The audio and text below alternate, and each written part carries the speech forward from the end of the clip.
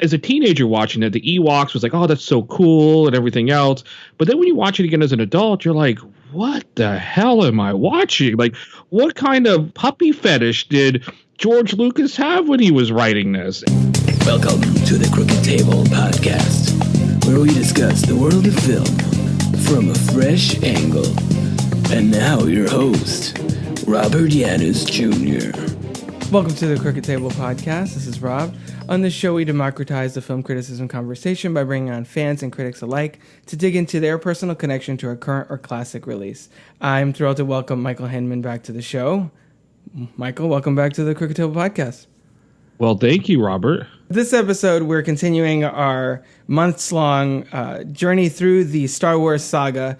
We're going to be talking about Return of the Jedi. So before we get to that, Michael, tell people a little bit who haven't heard our American Beauty episode from last year now, I guess, pretty much. Well, it was calendar year 2018, I think, that we posted that. Tell people a little bit about who you are and what you have going on and, the return of Alpha Waves Radio, which will be back by the time this is posted. Yeah, I've been a journalist for a very long time. You and I, we actually met as journalists on the job at a newspaper in Tampa. I lived in Florida for many, many years. I also, outside of the newspaper stuff, I also ran a website that was called Sci-Fi Portal. Then it later became Airlock Alpha. And then, everything went to video, so forget that.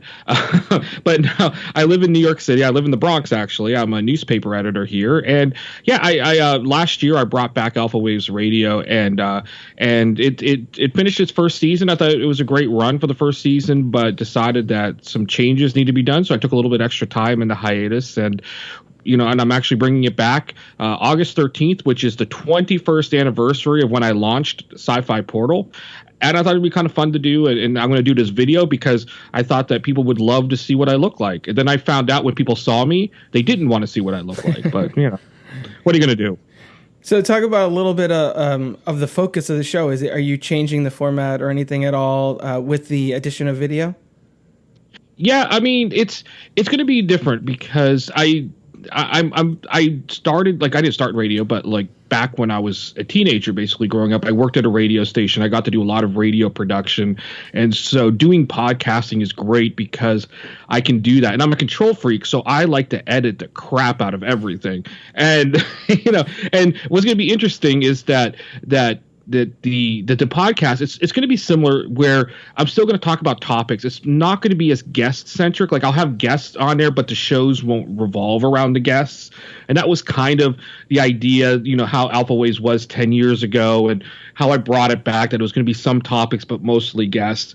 I decided just to go with mostly topics with guests or just me because, I'm a one-man show. And so what will happen is that the audio version of it will still be really heavily produced because I'm a control freak, but the video part will be a little more raw. It won't be as produced. So, you're going to get the pauses and the coughs probably. I don't know. I might edit those out, but I can only take so much, but it won't be as tight moving, I think, as you would hear in the audio. And you get the option that you could listen to it and then watch it if you want. So, it's just kind of fun stuff like that.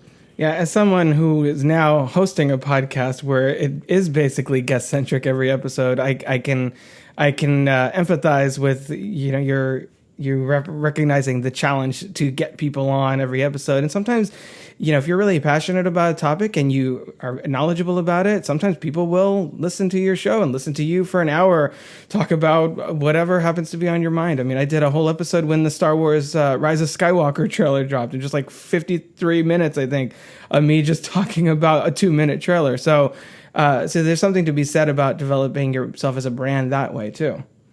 Well, yeah, and I mean, it's funny because I think that my most popular episodes of Alpha Waves Radio in the first season were the ones where I didn't actually have guests. It was actually the ones I spent an entire episode once talking about this cup of coffee that I drank.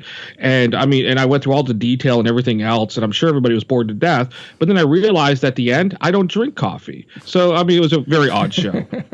No, I'm just joking. It's not. It's none of those things. Yeah, before people start looking for it. Where's that coffee episode? I gotta listen to that one. The lost episode of Alpha Waves. Right now, you should record it and release it as the lost episode, as if it was something that existed the whole time. as heard on Crooked Table. Exactly. The last episode of Alpha Waves Radio. So getting to the Star Wars saga, I've been with every new guest talking about a different episode of the series. I've been delving a little to your history with the franchise. So when did you first get introduced to the Star Wars saga, and what does your fandom history look like? Well, it's really interesting because a lot of people don't, because I'm a Star Trek fan, and a lot of people think that you can't be both, that you can't be a Star Trek fan and a Star Wars fan. And, and I'm one of those people that's like, you can be both. And I always have been. And I mean, I think I've liked Star Trek more, but I mean, of course I like watching the movies. I grew up with Star Wars, though. I mean, it came out, I think the first movie came out a year after I was born. So by the time I was 5, 6, 7 years old and knew what was going on. I mean, I think we were already into The Empire Strikes Back. But I loved Yoda. Yoda was always one of my favorite characters, and just the whole idea, the whole mythology behind Star Wars and the music. It was really it's funny because I wasn't obsessed with Star Wars. I've never been obsessed, but I never really got deeply into it until I was the summer before 6th grade, when I was 10 or 11 years old, and I came down with mono, which is a devastating disease. Made me sit home all summer long, which was terrible. I mean, especially for kid hitting puberty, you had to stay at home. And so and of course it's back in the days of just having VCRs and that's it. And so you only had so many video cassette tapes, but thank God HBO loved to show the same movies over and over again back then. And it showed a lot of Star Wars. So I watched the Star Wars trilogy, the original trilogy, probably 1,000 times over the summer. And it was, it got me through it. It honestly got me through it, where I was able to look at every nook and cranny of those movies. And what I loved the most was, and as much as I like the characters and the writing and the stories and everything, I think what really grabbed me was John Williams himself, the composer, because I never really thought about the music, that's involved with movie making or television shows. I mean, I was 11 years old, but during that time, it was just you kind of understood, this is Darth Vader's music here. This is Luke Skywalker's music here. Here's Han Solo's music. That everybody had their own theme, and that those themes, kind of followed them around where they went, and it was awesome. I wanted my own theme when I walked around. I wanted, when I walked into a room, all of a sudden my theme would come in, and everybody know it's me, but apparently it doesn't work in real life, and John Williams would not return any of my letters. No, that's fun. I'm glad that you mentioned not only John Williams, because he is really kind of one of the biggest elements of the franchise that has made it so huge. And Lucas has said many times that he considers the films kind of silent movies in a way. So it makes sense that the majesty of the Star Wars music would be one of your entry points into the franchise. Yeah, I mean, of course, the music's so iconic. There's just nothing. It's funny because, in 1998, I think, when they were starting to release some of the initial music for The Phantom Menace, back when we thought that might be a good movie, which is, of course, any time before it actually came out. I remember when the local radio stations in Tampa, the rock stations, released "Duel of the Fates," which was the big song that was playing with Qui-Gon Jinn and Ray Park's character. I don't like that movie. Yeah, Darth Maul. Yeah. You can tell I don't like that movie. I haven't seen it in a long time. Where they're fighting, but the music is amazing, and I would just sit there and listen to that song over and over again. And by the time I saw it actually play in the movie theater, it's just I was practically singing along with it. It's it's just something about it, and so it is kind of odd, with some of the newer Star Wars movies, especially the ones that don't include John Williams. Not that there's anything wrong with the music. It's kind of odd in a way. Yeah, it's at least he's going. It sounds like he's, of course, returning to do the Rise of Skywalker, and he's done all the main episodes in the saga. I think the only ones he hasn't done are Rogue One and Solo, A Star Wars Story or whatever. Which was not a bad movie, by the way. Fine. It's fine. It was okay. It wasn't great. Yeah, but it was okay. Yeah. It was all right. It was all right. I have my own personal beef with the Star Wars stories and the fact that they to me they feel obviously very non-essential, and I'm much more invested in the actual episodes themselves, which is why in part I guess that this series is focusing more, the series of podcasts is focusing more on the actual episodes themselves and the fact that the Skywalker saga is going to conclude. So having seen the franchise develop over since you were a kid. How do you feel about how did you feel about the shift to the prequels and then now to the sequels, and where the franchise has gone? I was really excited about the prequels when they were coming out, because really we hadn't had Star Wars in a long time. They had done the re-release by then. And what's funny, by the way, is that like another song that really became big during the re-release in the late 90s was the disco version of Star Wars that was done by this artist named Mako. Mm-hmm. And Mako and I are actually from the same little town in Pennsylvania. Oh, wow, really? And I have to kill him because I want to be the most famous person from that town, not him. So I'm just kidding, Mako. Don't sue me again. No, I'm just kidding. And so I was so excited, and when the trailer came out, and for Phantom Menace, it was like one of those things back when people would buy tickets to see a movie, and they weren't actually going to go see the movie. They just wanted to see the Star Wars trailer. Mm-hmm. So like the Star Wars trailer played, the people would literally get up and walk out. I never sat in a theater where that happened, but apparently that did. And so I didn't get to experience that myself, but I did go and see the trailer a lot. And that was probably one of the first videos I ever downloaded, because back then downloading a video took forever. And so, it probably took a good 2 to 3 hours to download the trailer. I even had the South Park version of it, which if you ever see the South Park version of the Phantom Menace trailer, it's funny. You have to watch it. It's really good. And but I was so disappointed. I just felt like as Phantom Menace was running through, that the characters were annoying. What they were doing didn't make sense. Like, oh, hey, you two strangers coming into my town. We're all slaves. But hey, go ahead, take my 10-year-old kid with you. That's fine. Yeah. See you later. I felt like it was all like to make a video game half the time and not really to tell a story. And it was just, I wasn't impressed. I thought that it ended fine. Like, it was okay when we got to the end of the prequel trilogy, but I'd be happy never to see them again. But again, I'm also a purist when it comes to these new, to the Star Wars franchise, where, I really loved Luke Skywalker. I really loved Han Solo. I loved Princess Leia. And so, and despite some of the flaws that were in the last movie, I still enjoyed it. I still loved it. And all of these outings where we can get, this group of people that I don't think I could be excited again until we get the New Republic, or the Old Republic, really.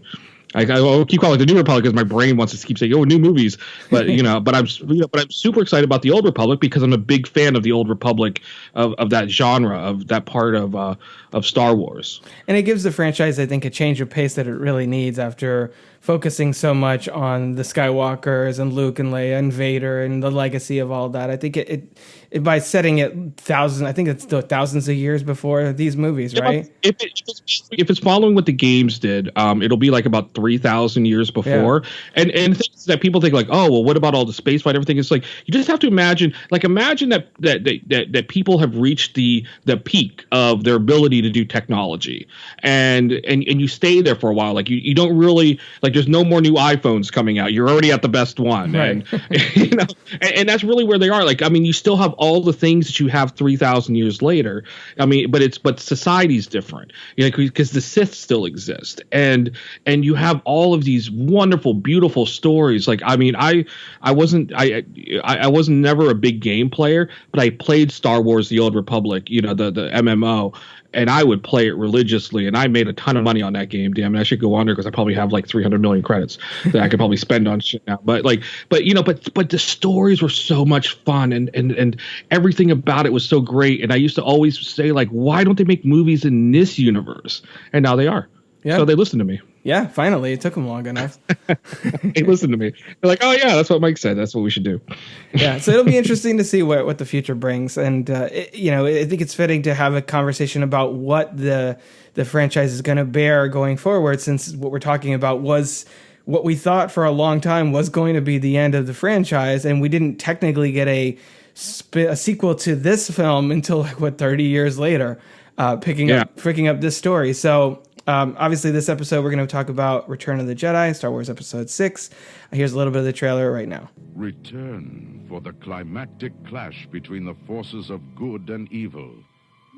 Return to a galaxy far, far away. Return of the Jedi.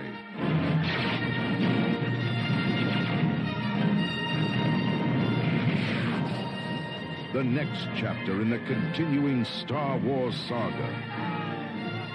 The battle for freedom rages on.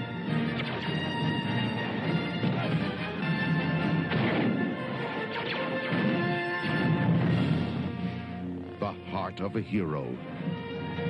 The courage of a rebel. The strength of a leader. The loyalty of comrades. The power of the Force. The cunning of the enemy.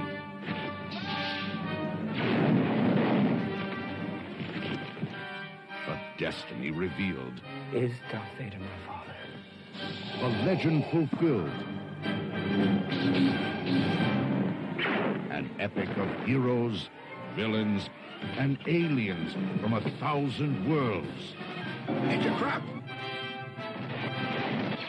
The quest continues. The circle closes. The saga lives on. Return of the Jedi begins May 25th at a theater in your galaxy. That was a little bit of the trailer for Star Wars Episode 6, Return of the Jedi, from 1983, directed by Richard Marquand, who did, I guess, a 1981 spy film, Eye of the Needle, and he passed away in 1987, so he didn't really get a lot of time to expand his filmography very much beyond Return of the Jedi. So this film made $252 million domestically, $475 worldwide. And I was not even born when it came out. I was and it was during its theatrical run that I was born. So a month or so in, I obviously just turned 36. I posted a Who Framed Roger Rabbit episode to coincide with my birthday back in June. And so, you know, you first saw this, I guess, when you were 10, 11 is when it really crystallized for you. Because for me, I was aware of Star Wars. I knew of the trilogy. I'd probably seen them in passing, but I didn't really get hardcore into it until I was 13, right before the special editions came out. We rented the VHS. I've said this on the podcast before, but we rented the old version of the trilogy on VHS, and that's where I was like, oh, this is awesome. I need to make this a big part of my life going forward. And that was kind of when it crystallized for me. So I guess, was that 10, 11 for you? Yeah, I think that, you know, in all honesty, especially for the original trilogy, I think that, you know, for younger people if you weren't an adult, because I mean, when I say I was 10 or 11, it was like the movie had just come out. I mean, it'd been a few years on HBO. But I don't know. I think that puberty does like a thing, like where kind of makes everything kind of coalesce. Because I remember seeing Star Wars when I was a kid, and I thought it was fun with the lightsabers, but I didn't know what was going on. You know, I didn't, nothing really. But, you know, but I think, like, you know, when you start, you know, thinking about other people and, you know, all these things and some of these stories come together, and you're like, where you're like old enough to understand it, but not too old to be like, why is there a creepy relationship between that brother and sister, Luke and, you know, Leia? So it helps, you know, like where you don't think about it that deeply. But yeah, I think that makes a big difference. I think adolescence makes a big difference, which is why I think it's such a big hit with adolescents. And, you know, and it was just a lot of fun. And it's just, I don't think Return of the Jedi was the best of the movies, but, you know, it was, I mean, I thought it was a good closing, at least. Yeah, it was a culmination of this story, but, you know, not without. And thanks for having me on. That was great, right? The end.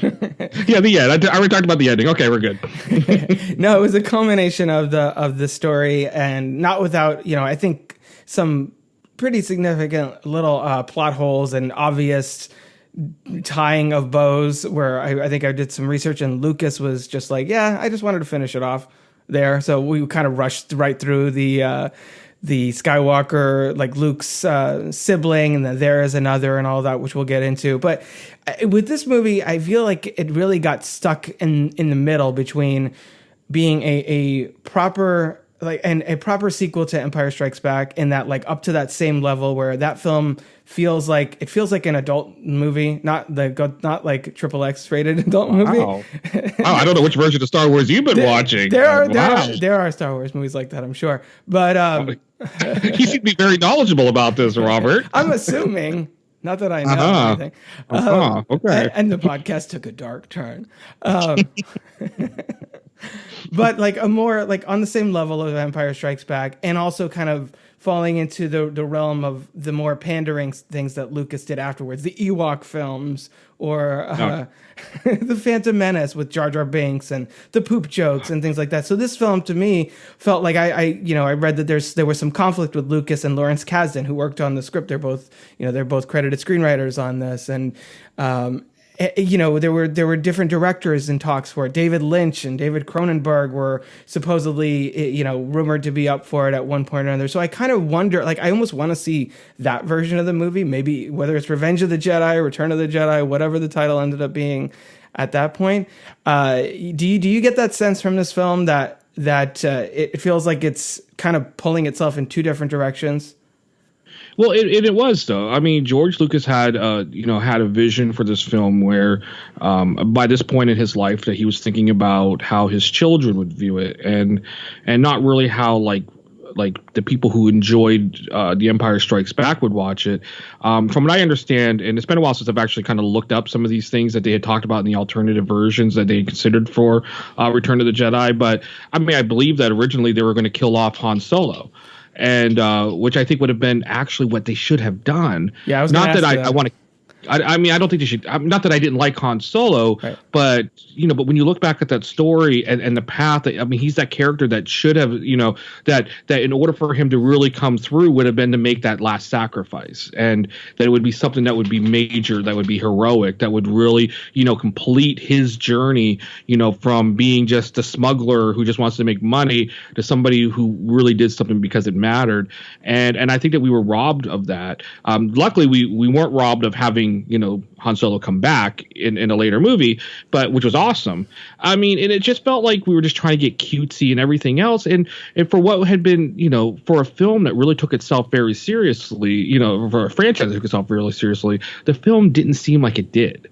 Yeah, no, I 100% agree with everything you said.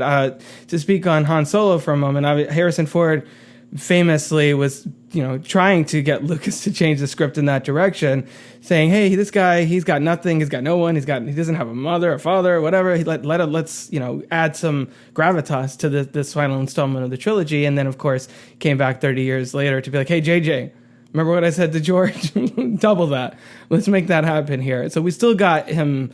But it wasn't really I don't think it was really now we're talking about The Force Awakens for a second, but it wasn't really a willing sacrifice. It was in a totally different context. And I think having that major death at the end of this film would have... But it was still a sacrifice, though. I mean, he didn't intend to sacrifice himself, but I think that he kind of knew that and for me, like, at least in The Force Awakens, that was where he was protecting, Chewie.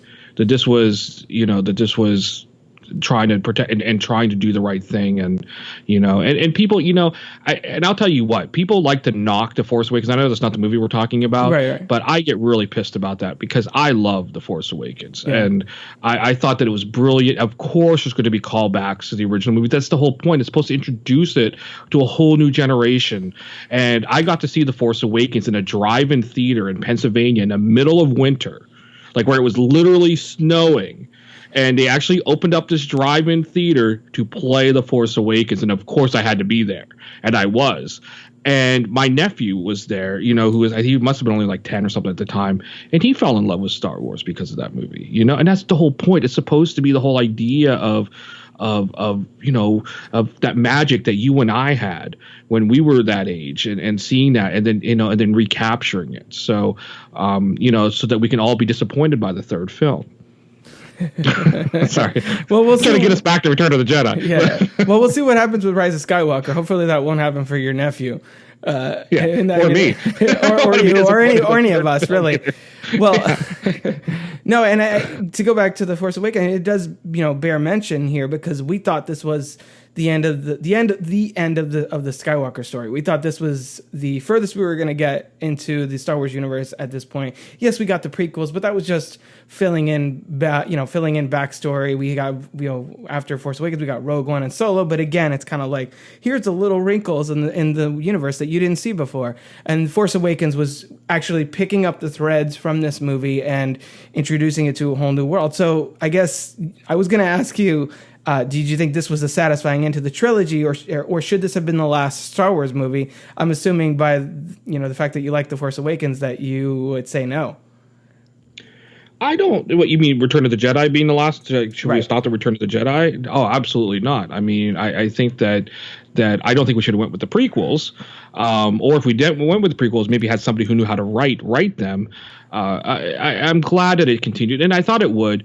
And I'm also glad that we waited until there were stories to tell in a way that would make sense, that could help reintroduce Star Wars to a whole new audience. Because I'll tell you what, the prequels certainly didn't. I have never met a single person I think liked the prequels, and I actually met George Lucas. So and I still haven't met anybody who liked the prequels.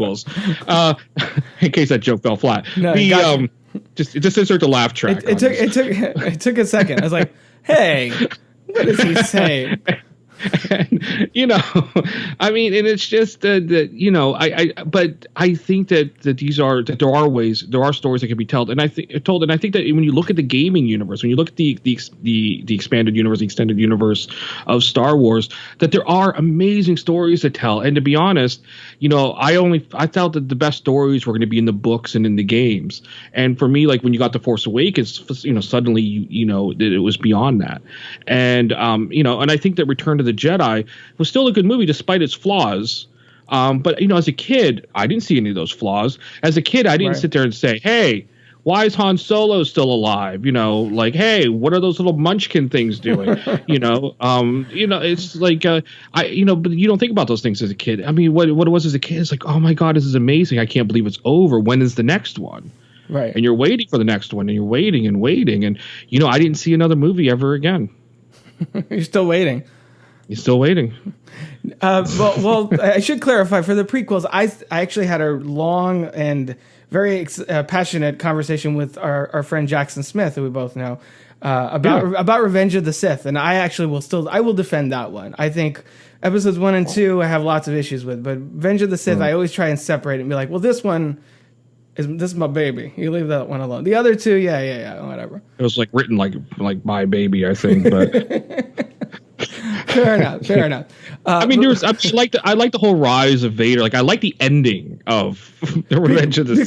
Because it's a prequel to Episode 4, basically the last 5 minutes. Yeah. You're like, there's everything I see. I wish we were talking about Creed 2, because I would love to talk about Creed 2 someday, only because I call it Rocky 4 2. Yeah, it is. So totally, it's Rocky. I never saw Creed 1. But I saw Creed 2 because I saw Rocky 4. So it's like, oh yes, we finally got the sequel to Rocky 4 that I always wanted. But anyway, that's a whole different podcast. You had an opening crawl to Creed 2 explaining what happened in the interim. You could pretty much pick it up from there and be like, oh, and Apollo Creed had a son who's also a boxer, and blah blah blah, and then you're back into it. I felt like I didn't miss anything from the first movies. Right. So. But anyway, but yeah, I just, the Star Wars franchise, it's, and the thing is that you're going to have people who aren't going to like stuff. And we're all very critical of stuff. And, and none of us want George Lucas to be near a typewriter ever again. But, but the Star Wars franchise, I mean, everything about it is just that, especially Return of the Jedi, it did so much, I think, for science fiction that, science fiction didn't really blow up in the 80s, but it didn't die. Mm-hmm. And it had a chance to at least find some sustenance that, yes, it was basically Star Wars or nothing. Throughout the 80s, because the Star Trek movies weren't really doing all that hot except for Star Trek 4. But, you didn't really have a lot of other choices, but at least that it kept those ideas going that, yes, science fiction can indeed be successful. And I think it's because of that you got Batman in 89, that you got, a decent Star Trek movie once in a while, that you started seeing some of these other franchises in the 90s, like Independence Day and stuff, start to pop up. They're not superior films, but it was still nice that to have these things come together and keep that genre alive. Yeah, I mean, and it's funny too because the original Flash Gordon serials were a big inspiration for George Lucas, and then Star Wars came out, and then they're like, "Hey, guess what? We're making a movie of Flash Gordon in 1980." Yeah. So it's kind of cyclical in that way, and yeah, obviously this film was huge for the genre, huge for visual effects. It got a Special Achievement Oscar for that, and the combination of practical effects and kind of reaching the up to that point in time cutting edge technology for this kind of storytelling. But I mean, I agree with you with the narrative side of things. What really always frustrates me about this movie is you have that it's a classic episodic structure. Everything you can basically divide this movie into like 3 40-minute and roughly 40-minute segments. You have the Jabba's palace thing at the beginning, which is a lot of fun, tying up loose ends from Empire. You have the Death Star 2 and attack and the battle in front of the Emperor at the end, and then you have a Star Wars holiday special quality level like romp with giant like space teddy bears in the middle of the movie. Yeah. And to me, that's my big frustration with this movie is it starts off really strong, it finishes really strong, and then in the middle you're like, okay, I'm gonna go. Make a run and go get some food or, clean my house for like a half hour, 50, 45 minutes. And I think that's what really frustrates me with watching it is that they talk all the time about screenwriting and how it's always act 2. There's a big struggle. It's the big problem area just to get from point A to point B. And I think this movie is one of the most obvious examples of that. And I agree, definitely. And, but there are great things about Return of the Jedi. Like if you stay off of Ewokville and, what was that? That was Andor? I can't remember what the planet was. Andor, yeah. Yeah. So, like Andor 4 or something? No, just Andor. I can't remember. It's one of the moons, one of the moons of Andor. It's a forest moon. Yeah. Yeah, something like that. And I only remember that just because I think that planet was mentioned in the Old Republic. Of course. So, and that's the only reason that's even in my head. It's been a while since I know we're supposed to like watch the movie again, but I've seen it so many times that even though it's been a long time, there's enough in my head that I can at least pretend to talk intelligently about it. But what I loved is that was and probably the part that I would spend so much time on would be with of course was Luke up with with the Emperor and with his father and that whole dynamic, and especially how beautiful it was, the way that it was shot, the music as it's playing, like especially when you really get that fight with Darth Vader and Luke Skywalker, the way the music's playing, that the visuals of the sets that they're on. I mean, it was so amazing, so beautiful, so like where I remember telling my dad, I was like, Dad, I wish it would hurry up and invent the big screen TVs and the flat screen TVs and stuff so that we can watch this in high definition. And he's like, son, you got to wait about another 30 years before we get that 4K TV. And I'm like, come on, Dad, but. It's my dad and I had weird conversations, but but those things were so wonderful. And then the whole and then the whole idea that somebody so terrible is so scary, like Darth Vader, especially as a kid, Darth Vader. I remember, and this has nothing really much to do with it. I remember when I was probably 7 years old, maybe 6 or 7 years old, my older brother, my older sister took me up to the high school in my town. And there was some kind of a magic thing going on, some kind of a cool magic show that was happening in the auditorium. And I don't really remember the magic show, but I remember though is at one point, everything goes black.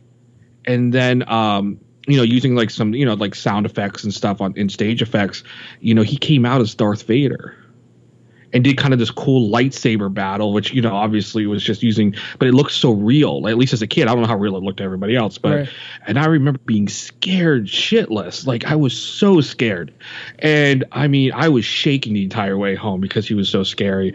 And I was so scared of Darth Vader. Even as 11 years old, I was scared just to see him and what he could do. But then in Return of the Jedi, to kind of see how that he came full circle, that underneath that mask and everything else, that it really was a human in there, an ugly one, but still a human, and it was just, to me, that was it was an absolutely amazing moment that I think really helped change how I look at things, especially, at that very, at that age where you're so impressionable, to where not everybody's so bad, not, even if somebody is bad, that there has to be some good in them and that we shouldn't just give up on them, and Luke never did give up on them. Yeah, I mean that's the whole thing throughout this movie. He's like, "Oh, I know there's still good in him," and Vader gets redeemed at the end, and it's also one of the more interesting aspects of this trilogy, I think, in a way, is that Vader comes sweeping into what is it, Tantive 4, is the ship at the beginning of A New Hope, and he's this fearsome figure, and dun, dun, dun, the music swells, and everybody is like quivering. He's choking people all over the place, and then throughout the course of the franchise, you realize that he's actually, in a way, kind of a victim of the Emperor himself. There's someone so much worse behind the curtain who actually is pure evil, and Vader is really humanized by the end of this film. And I think one of the other strongest aspects of this movie also is Ian McDiarmid coming in here as Palpatine, and how much of an impression that he makes as that character, who's also, I mean, you mentioned Yoda earlier, but the Emperor Palpatine's always been one of my favorite characters as well, just because he is so much fun to watch, and I think that really starts here. Yeah, I mean, when you see it now as an adult, and and of course 30 years later too, because I mean, obviously villains have changed quite a bit. Right. I mean, he was kind of mustache twirling, villain kind of person, and a little two dimensional. But I mean, back then that was the thing. And it is nice to see that the things have changed a bit. Where like where some people have a lot of problems with Kylo Ren, but but they don't. But I think that they missed key aspects of Star Wars that were established in films like Return of the Jedi, where Kylo Ren is just a tool of somebody else. I mean, I guess we thought it was Snoke or whatever his name was, but who knows who the hell it is. It's probably Princess Leia. I don't know. But like but that was the thing that Darth Vader was also a tool of that, which is, what they hammered home too hard in the prequels. And I just, and I think that those are nuances that a lot of people miss on that. And that, that Darth Vader did Anakin Skywalker was not ready, to take on all the stuff that he was forced to take on. Kylo Ren has the same issues. It's like, oh, well, Kylo Ren's throwing temper tantrums and everything else, and it's like, yeah, he didn't have the grooming, that Anakin Skywalker had. I mean, Anakin was a slave, and then he basically grew up from the time he was like 11 up, in the Jedi, temple, where I mean, Kylo Ren didn't have that. He had a much different existence, and he's a lot younger than what Anakin was, and and it's just and there's a lot more baggage that's on with that, and I don't know. I think that a lot of people miss some of these things that I think were like really key elements that were well established in Return of the Jedi, and those are the kind of things that do make the movie watchable even today.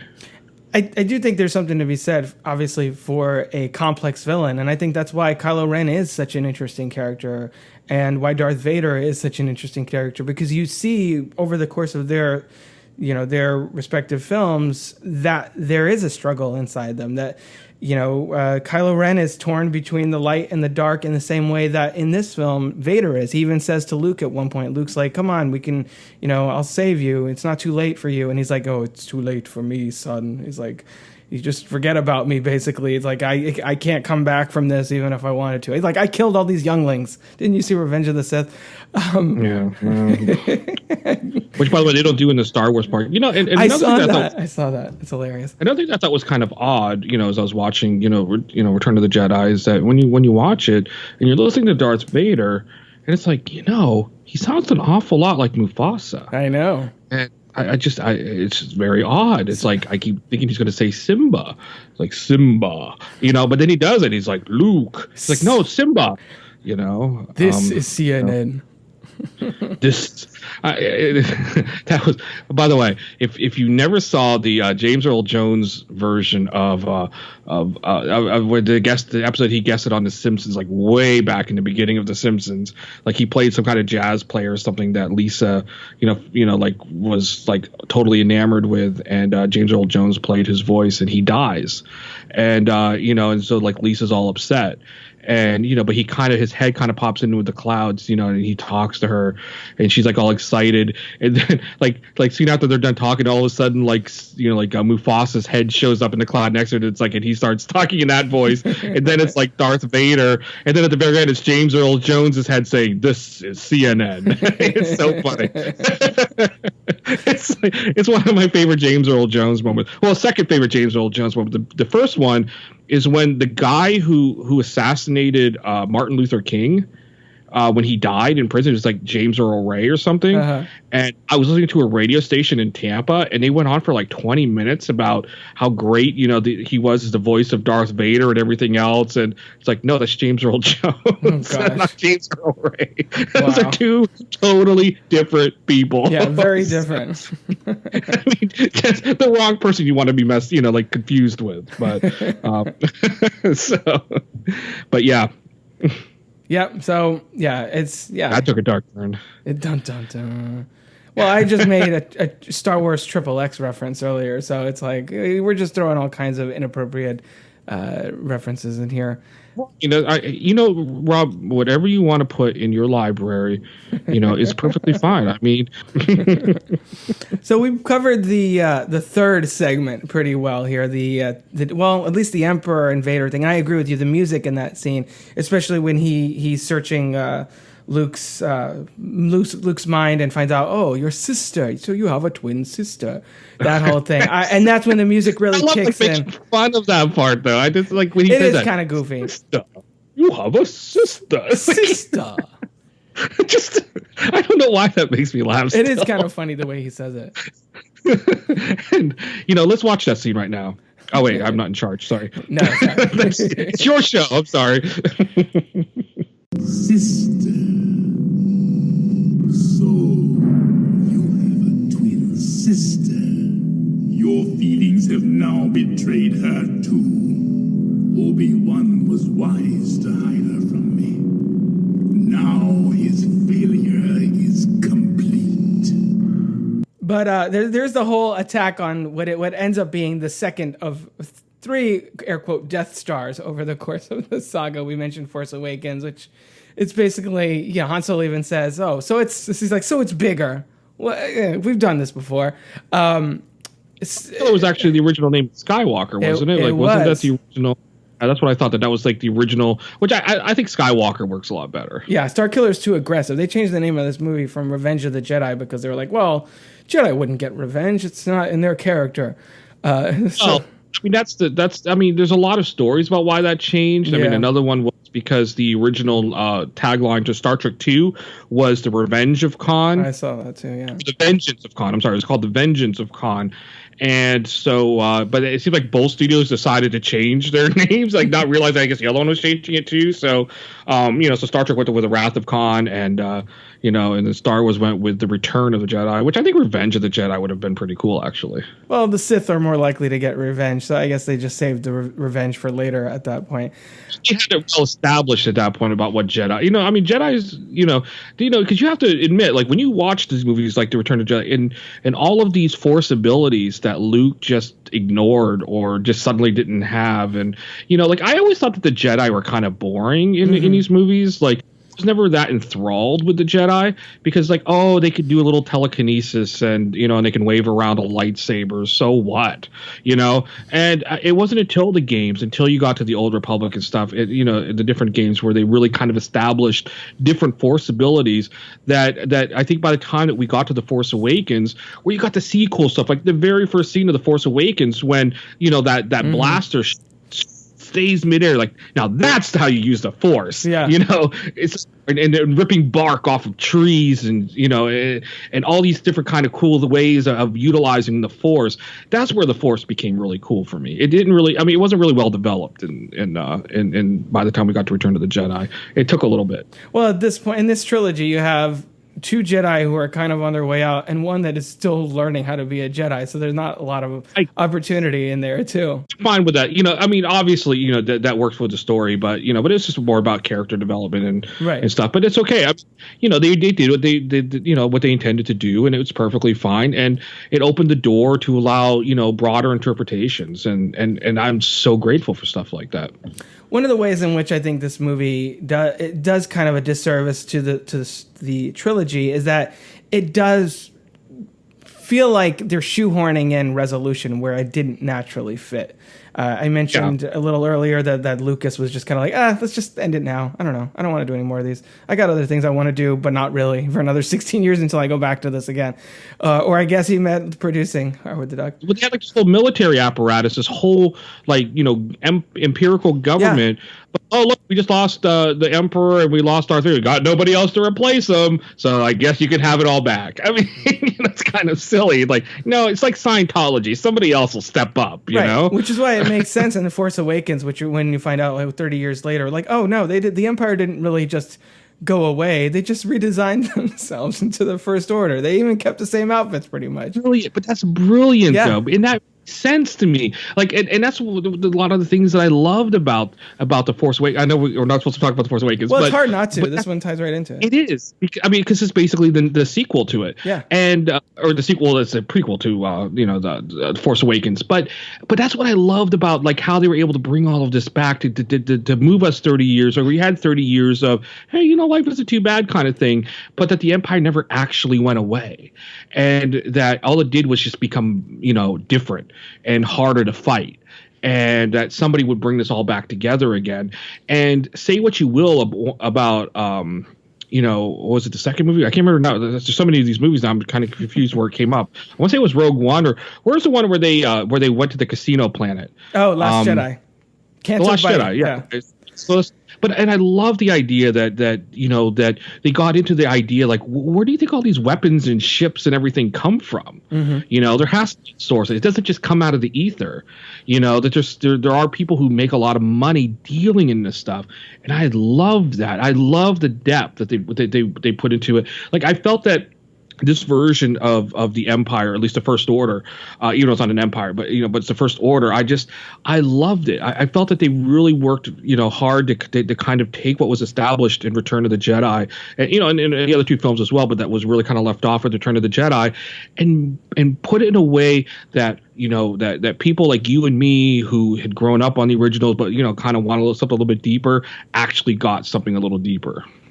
Yeah, and the fact that not only where are the weapons and everything coming from, but that people are just opportunistic and that they're selling to both sides, and that in a lot of cases the Resistance and the First Order are getting weapons from the exact same suppliers. Yeah, and they're the suppliers. But what's great about that's really true in our own society. Oh, yeah. Really reflective of our society, and to me that's brilliant. That's what science fiction is supposed to do. It's supposed to tell us stories about ourselves. Right.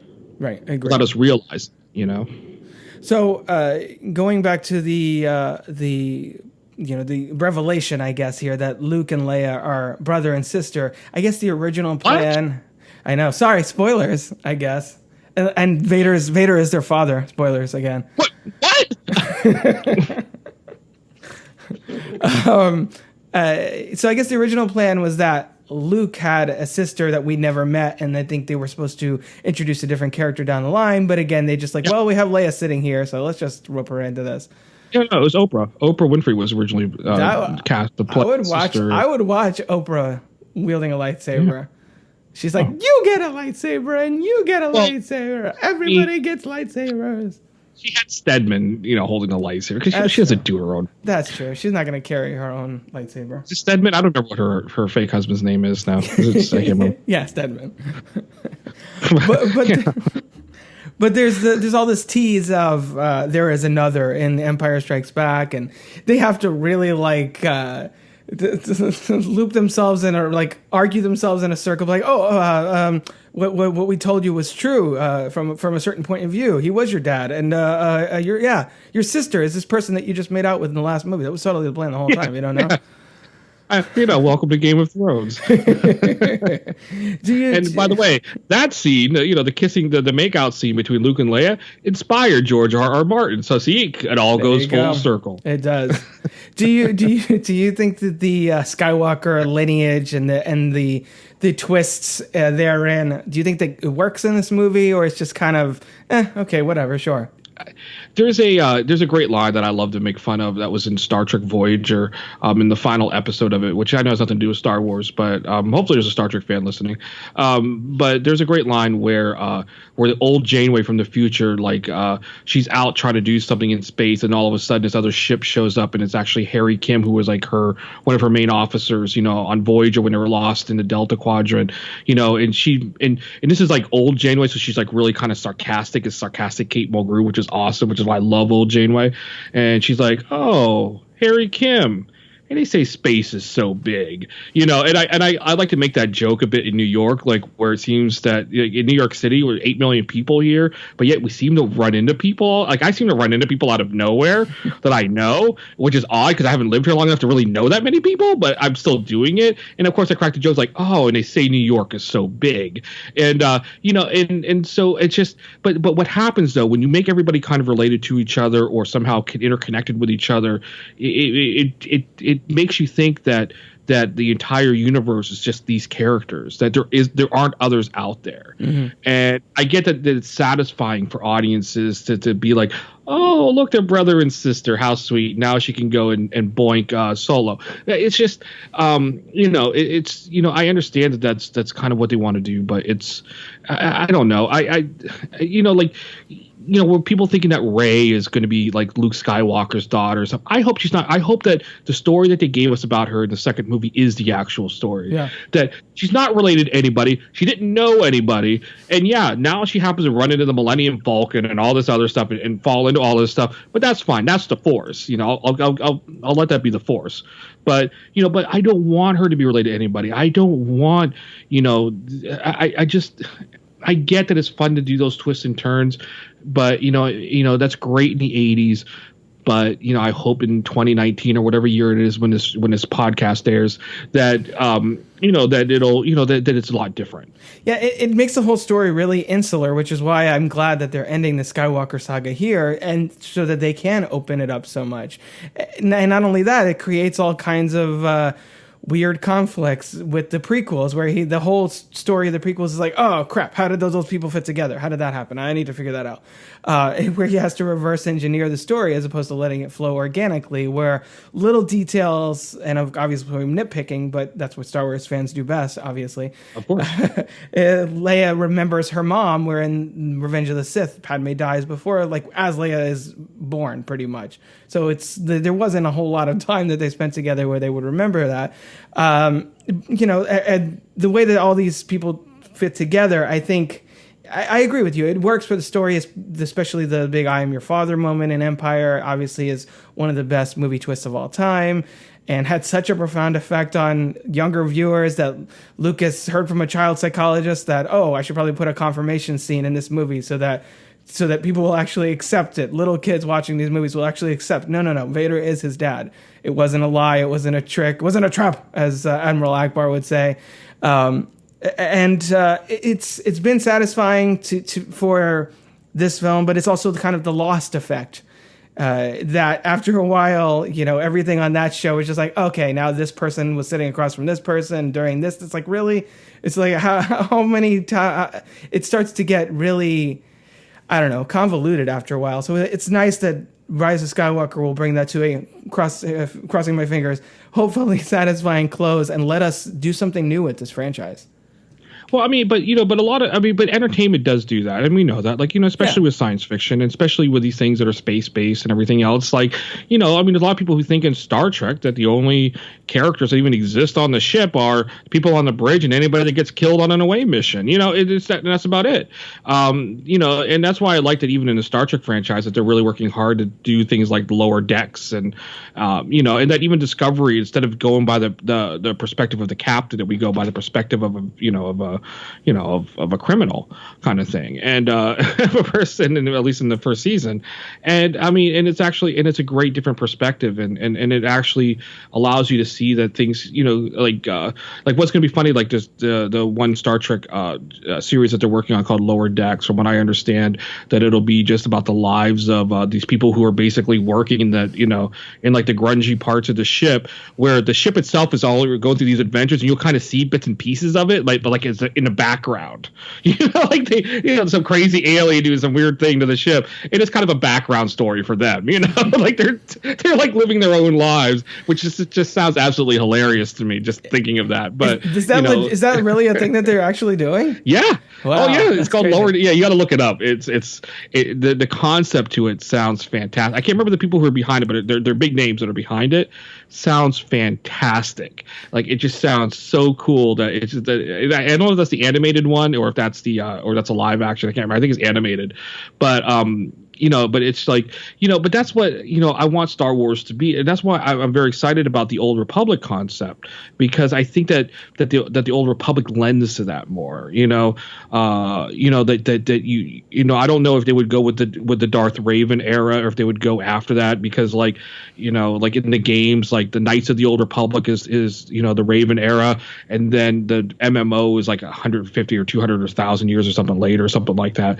But the personalities that you get in the droids and such, like the stuff that we saw in Rogue One and that we saw in Solo with these, sassy droids, a lot of that came C-3PO was kind of sassy, but not like the assassin droid from the Old Republic, who's hilarious, who you could just sit there and just watch him speak all day because he's just so funny. And how dedicated he is just to killing everything, and and that he kind of gives you odd looks that a droid can give you because you don't like to kill too. It's like, what's wrong with you, meatbag? And it's just, I don't know. I like the fact that there doesn't that you can be in the Star Wars universe, not be a Skywalker, not be a Solo, and not be an Ewok. Yeah, well, I think it's fitting that you mentioned Ewoks, because other than the fact that I like that the Battle of Endor is basically it's just technology versus nature is essentially what you could read into the Empire versus the Ewoks. But other than that, I don't really have a whole lot to say about the Ewoks. So I feel like we're kind of reversing through the three segments of the film. We talked really heavily on the Death Star Emperor stuff, breezing past the Ewoks. And I hope that that's the case with the franchise going forward. What I don't get about the Death Star, by the way, is that you have the ability to rebuild something so massive and do it so quickly, but you can't fix the stupid flaw. Like, what the hell? You have a chance to do it over again and you can't fix it. I don't get it. But, it wasn't even it wasn't even finished being constructed either. That's the thing. They're like, it's fully operational, but they think it's not done. We got them on the ropes. Which is pretty cool. And to bring back the Death Star makes sense. But but I just like that it's so it's so beatable by some stupid air vent.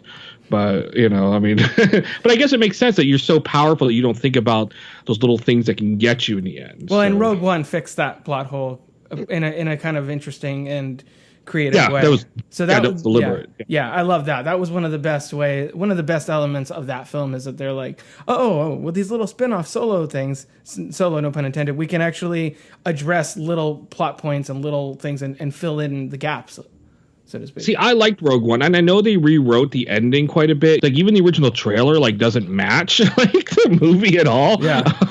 It's like I'd like to see what that movie was like when you see that trailer, because I didn't watch it when I saw Rogue One. But I loved Rogue One, and I loved that it was a lead into these films, and I thought it worked. Like, I was in it. I liked the characters. I liked what happened. I could watch it again. I really enjoyed it. Yeah. I like it. I don't like it as much as a lot of people, but I think it's interesting for the risks that it takes, especially in the fact that it introduces all these new characters and then kills them all at the end of the film. For a Disney funded movie, I was like, wow, that's really Disney owned film. I think that's really ballsy. Ballsy. That's so ballsy to do, especially in a franchise like Star Wars, where the whole idea is that if you have great characters, could you imagine if Marvel, like, for every one of their superheroes in their origin films, killed them off at the end of it?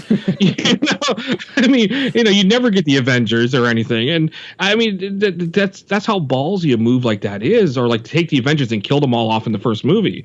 So you can't even open the door to do other films with them. Yeah. That you knew it's a one-off. one-off, and it has to, and the story makes it a one-off. Like you can't, there's no other way of doing it. And I like that they weren't willing, that they were willing to actually go that route. Yeah, no, I 100% agree. All those toys they could have sold if they had kept those characters around. Rogue 2, Rogue 3, they would have been a whole thing. I just think that sometimes, though, like the Hollywood is afraid to take those risks. That that it's not really the writers that underestimate audiences. It's the studios and the networks and everything that that tends to do that. And it's I don't know. I just like. It makes me happy, and that's one reason why I think I really liked Rogue One, is that they actually didn't avoid doing that. That that they weren't afraid to do that. That they weren't afraid to take an unpopular approach. And I mean, say what you will about the Game of Thrones ending, they took a very unpopular approach, but to me, it was the right one. Mm-hmm. That was the right path to go down. And the fact that it's not popular makes it even better. Yeah. In my opinion, that means that because nothing that film did was ever, or that the series did, would be like had anybody cheering, maybe once in a while, but it's just, I like that Star Wars is willing to do that. And it's sad that Return of the Jedi didn't do that they were, that George Lucas was so scared about how the film would be perceived, that he didn't just let the story be the story. Right. The fact that this is and that's exactly, you led me perfectly into what I was going to say next. The fact that this is supposedly the end of the saga at this point, this is kind of the end of the trilogy. It doesn't really let itself get, things don't get particularly dark at the end of this movie, except for Luke, getting his, getting a face full of lightning, I guess. The biggest hero death we get in this movie is Yoda, and it's by natural causes. So I mean, that's, you get old I am. He's just like, oh, I'm fading away, and disappears into the forest. But you get obviously Vader's redemption scene at the end, which is great, which is powerful, and which brings Anakin's story to a satisfying close. But then you have Boba Fett's kind of goofy quote death scene right into the Sarlacc pit at the beginning. So it's kind of a good transition into Leia's gold bikini and everything at Jabba's palace. What are your thoughts on that overall, that sequence, and the fact that we get the resolution of Empire Strikes Back without really any of the planning that went into it? This is kind of everybody's on a secret mission when the movie starts. People make fun of the gold bikini a lot, and had to mention it at least. Well, I mean, but I think that but there's an aspect to Jabba the Hutt that, and what Leia was going through, where you had Leia being this, I mean, Leia as a character, despite the fact that she was sassy and, and didn't take shit from anybody, but she was still proper. She was a princess. She was still, still had to put on royal airs more, so to speak, whatever royalty means in the Star Wars universe, but there was expectations of how that she would have to act in public. And, I mean, I saw Princess Leia in The Crown on Netflix. I mean, that's the way it works. And it's like, and to see her exposed in that way, and not in a way that's great for straight teenager boys to look at. I mean, right. But to expose her, you had to have that level for her. Mm-hmm. And I don't think that it was, I don't think it was salacious. I don't think that it was, that it was supposed to be titillating. I think that it really was intended to show just, what Jabba was trying to do to her, in terms of breaking her down, even though they didn't get that deep into that in the movie, I mean, this is the undercurrents of what's going on there. And so, so some people might look at it as, oh, they were just trying to get boners from teenagers, where I think really what they were trying to do is really, it helps us build Leia to where she is in the later films, that she's not as, that she's not as, like formal and everything, but she's still there. But but I think that those are elements that still, that still popped up, and it turned her into some weird angel in the second movie. But who knows? It's it's also, the movie goes to great lengths to establish, oh, by the way, guys, Jabba the Hutt is really gross. He's like slobbering everywhere and shoveling things in his mouth and lusting after pretty much every woman in his palace. And in the Me Too era, I think that you can add an extra layer to it. Not only does she get objectified in that way, but then she like straight up, she's the one that kills him. Like she like reaffirms and reaffirms her individuality and takes control of the situation. And she's the one that strangles him with his own chain, with the chains that he used to bind her with. Yeah. And if you look really closely, by the way, to Jabba the Hutt, he looks a lot like Harvey Weinstein. Yeah, that makes perfect sense. He's actually look closer. In fact, I read an interview once with George Lucas where like he talked about the fact that that Jabba was modeled after Harvey Weinstein. There you go. Nobody knew who Harvey Weinstein was in the early 1980s or anything about him, but he was kind of forward thinking like my dad. That's how much of a visionary George Lucas is. That's right. He could see that Weinstein thing happening miles away. Yeah, that's how good George Lucas was. He can't write dialogue, but he sure knew how to look into the future. He's a real life Jedi. So since we're in the Jabba section, and I feel like this is where the changes are kind of most apparent, what I would be remiss if I didn't mention all the special edition changes that they make throughout this film. I feel like episodes 4 and 6 have the most additions, whether it's in episode 4, the whole arrival to Mos Eisley, expanded the scene with Jabba the Hutt in the middle of the movie, and then in this you get a whole musical number in Jabba's palace.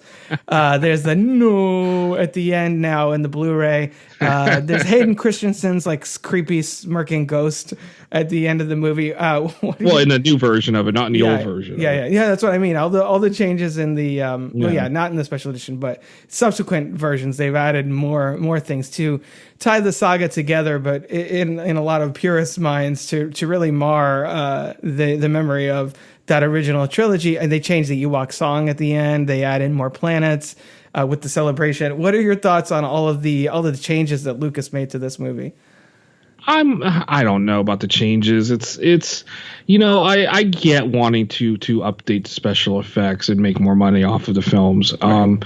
I get that the ending was rushed originally, and that it actually, being able to see some of the other planets like Coruscant and some of the others celebrating where it made it where, because the end of Return of the Jedi originally made it kind of look like, hey, look, we're celebrating on Endor but nowhere else. It's like, hey, yeah, just as one little place here on this little planet with these Ewoks, but it was actually like kind of a galaxy wide, or sector wide at least celebration. I think that it's fine that you have both versions of it. There's good things, there's bad things. I could have done without Hayden Christensen in it. I'd just give me the little kid again. I mean, at least he was a decent actor. I don't know what Hayden Christensen was doing. What was Jake Lloyd a decent actor? That's the question, I guess. Well, I'm comparing him to Hayden Christensen, so okay. I'm a good actor compared to Hayden Christensen. But, I would take Donald Trump acting in that scene. See, now you've gone too far. Yeah, he can play Jabba the Hutt. Then he could be the Weinstein replacement. Jabba wasn't orange, but let's not go overboard.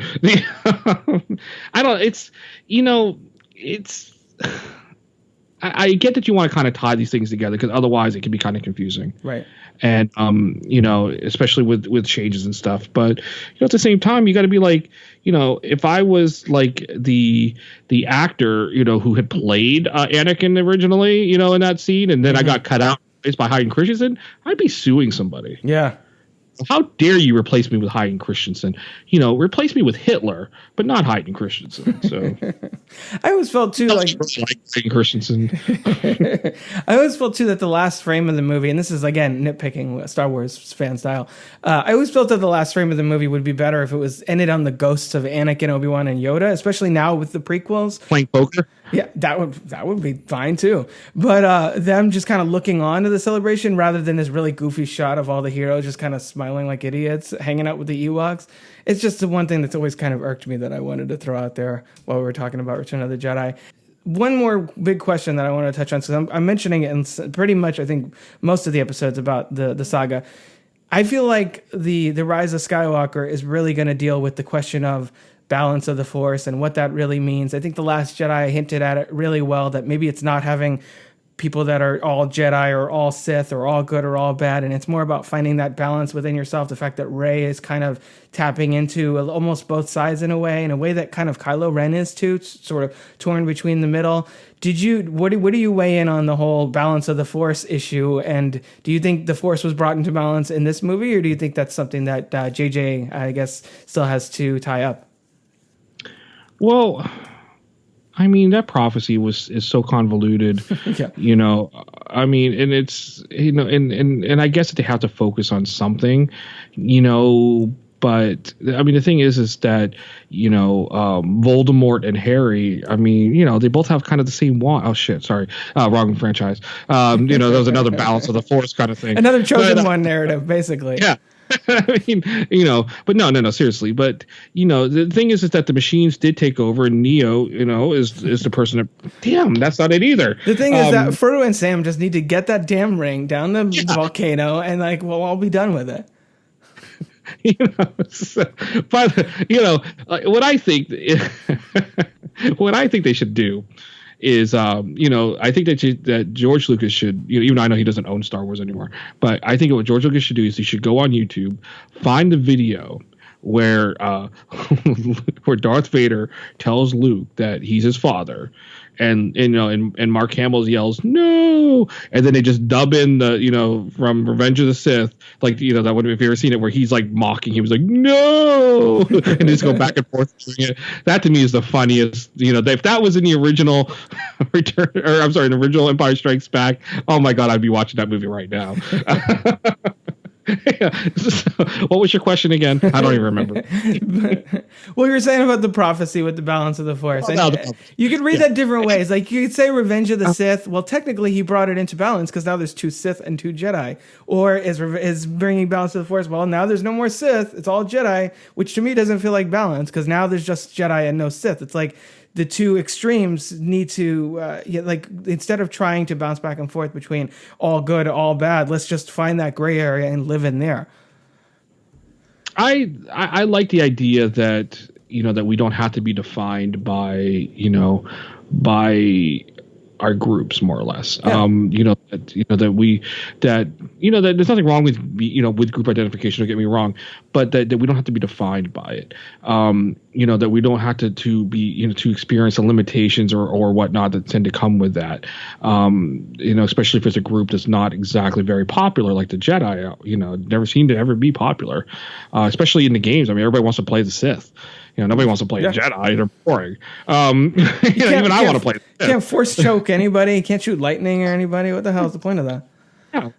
Oh, I'm going to help you. Like, screw that killer. You know. You know, but you know, I just like, I guess that they need to have that mythology that they, you know, and that by having prophecy that just helps bring things full circle. I just think it's a crutch story wise. Like, I think that there's elements to it where that I think there's directions you can go without having to have this whole, you know, like you know, it's like they're trying to make the Force the main character, you know, but I think the Force always worked well when it was there as a tool, right? Not as the main character. And, you know, and that's one reason why I really hated the prequels, because the prequels, you know, made it to where, you know, that Anakin was the result of, of divine intervention, more or less, like where his mom got boinked by, you know, a bunch of midichlorians or whatever the hell those things were called, you know, and I heard they're not good in bed. It's just no foreplay whatsoever. She basically by these midichlorians, and that's supposed to be a good thing. So you have seen Star Wars Triple X. Yeah. That was the first scene. You know, it's just I just felt like, you know, oh well, we, you know, it's like, yeah, the Force is cool, but the Force is cool when we don't know that much about it. It's like, you know, that George Lucas should have learned from Steven Spielberg, and Steven Spielberg should probably learn from Steven Spielberg a little bit too. You know, like when you get to Duel, which I think Duel, by the way, is probably one of the scariest movies you can ever watch. You know, which is the you know, the guy, you know, I can't remember who it was, driving down Dennis. Who was it? Was it? Sorry, that, like, you've seen Duel, right? You know what I'm talking about? I haven't actually not seen Duel. I'm familiar with it. Isn't that his first one, right? Yeah. What the hell kind of a movie podcast is this? How can you have not seen Duel? But like I think it's like Dennis Hopper. Maybe was he in it? It was somebody that's famous now. Dennis Weaver. Dennis Weaver. Sure. Dennis something. Dennis Weaver. Who I think is dead now or still alive. I don't know. I was shocked to find out George Lucas was still alive. But they just kidding. Sorry, George. I hope you're still alive by the time this podcast comes out. You look really bad, Mike. I'm gonna be very embarrassed. And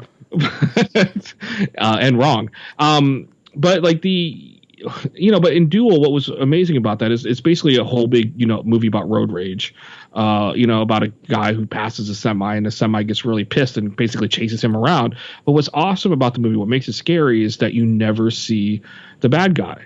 Like we see his boots, you see his truck, you see him. So he could be anybody. And that's what makes it scary. Like what was always great about the Borg in Star Trek, for instance, in the beginning, is that they didn't really say much. They weren't like open, they didn't really sit down and have coffee with you and tell you about themselves. That they didn't say much, and when they did, and it made them scary and made them great, really great, even in the Star Trek First Contact.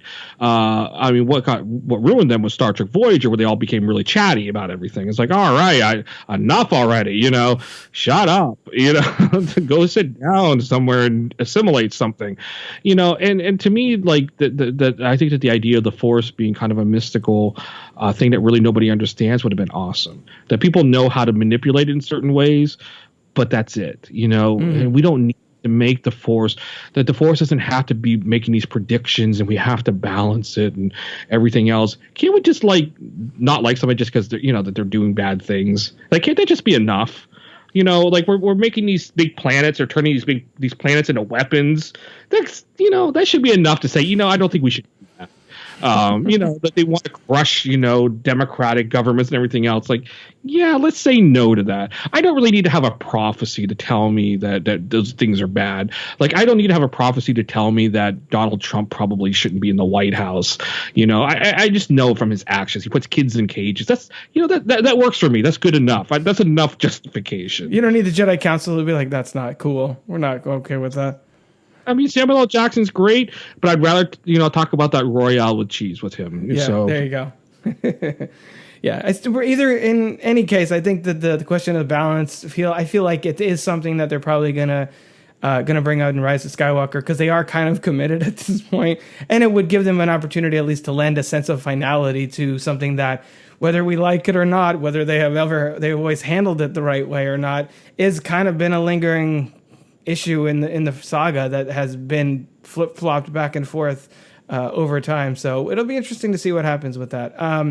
Do you want to let people know where they can find you on social media? Yeah, I mean, the best place to find me is my personal Twitter account, which I kind of use. I mean, who knows? I'll probably get disillusioned with it again, but it's at Michael B. Hinman. B as in boy, and my last name's Hinman. Also, probably by the time you hear this, we'll probably be in our 27th season of Alpha Waves Radio. You can find that on Twitter at Alpha Waves Radio. I almost said .com. It's just at Alpha Waves Radio, and and if you want to hear Alpha Waves Radio or even see it when it comes on, if you're not listening to this podcast by August and it comes out August 13th, if it's after August and you're missing it, so hurry up and get over there. But you can join us on our Patreon page, which is patreon.com/Alpha Waves Radio, or is it Alpha Waves? I can't remember. Either one. Check both. It's somewhere. Yeah. No. By the time this goes up, Alpha Waves will have returned. So if you're listening to this in the future, a little bit of catching up to do with Alpha Waves Radio by the time this gets posted. So cool. Well, Michael Hinman, thank you so much for coming back to the Crooked Table podcast. We'll have to talk about, I guess, Creed 2 next time, something? No, Rocky 4 2. Rocky 4 2. My bad. Rocky 4-2. Yeah, or something like. No, you can have like Rocky, like the 4 in the Roman numerals and the number 2. There you go. That's how I would write it. Not confusing at all. No. Great, thank you, Mike. Thank you, Robert. If you're interested in joining me on the show to chat about one of your favorite films, head on over to crookedtable.com/guest. Or you can consider supporting the show at patreon.com/crookedtable. Of course, you can always find more podcasts, reviews, videos, and other movie-related goodies over at crookedtable.com. Until next time, this has been the Crooked Table Podcast, and I've been Rob. This has been a production of crookedtable.com. All rights reserved. CROOKED.